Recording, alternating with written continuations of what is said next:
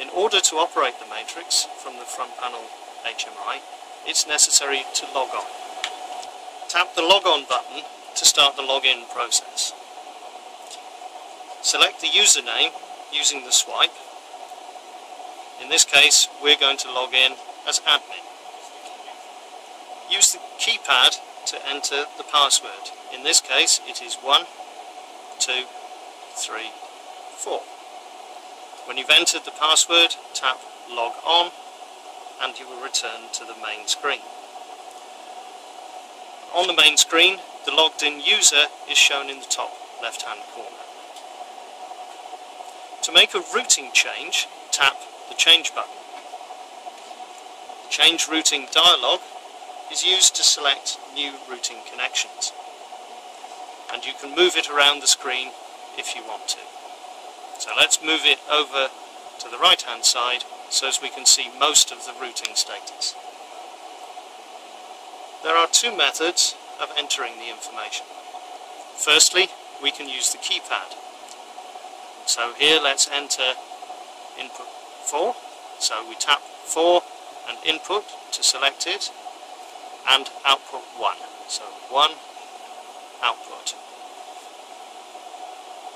To change the routing, we now tap take, and the display updates behind to reflect the routing change. The second method is to select the input and output using the drop-down list boxes. So here we drop down this list box and we'll choose W2AV low. You need to be careful that you actually get it to line up. And then the output alias, let's select output 6. Again, the take button appears and we tap take to make the routing change.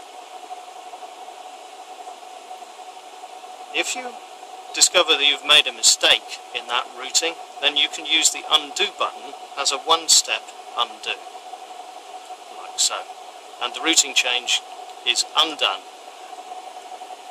When you've finished, close and you are back to the main screen. To change aliases, you need to tap first on the menu button and then the aliases button.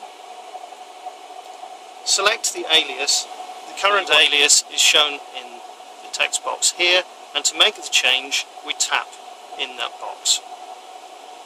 Enter the new alias using the keyboard. The alias can contain upper and lower case, dash or space characters and can be up to 12 characters long. In this example we will enter IRD3 as the output alias. The first thing you have to do is to delete the existing alias using the backspace button. Then we're going to put the characters as uppercase, so IRD-3.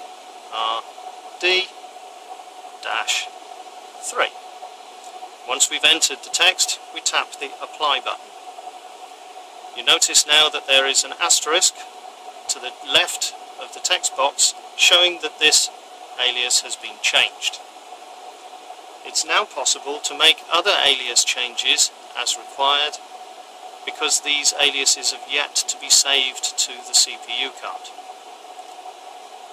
Once all of the changes have been made, tap the Set New Alias button, like so, and the new text aliases have been successfully applied to the CPU cards.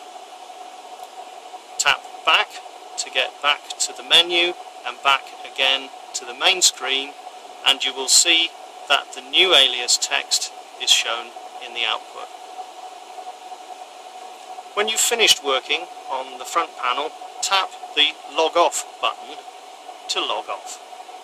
If you do not tap the log off button, then the HMI will automatically log you off after 10 minutes of inactivity.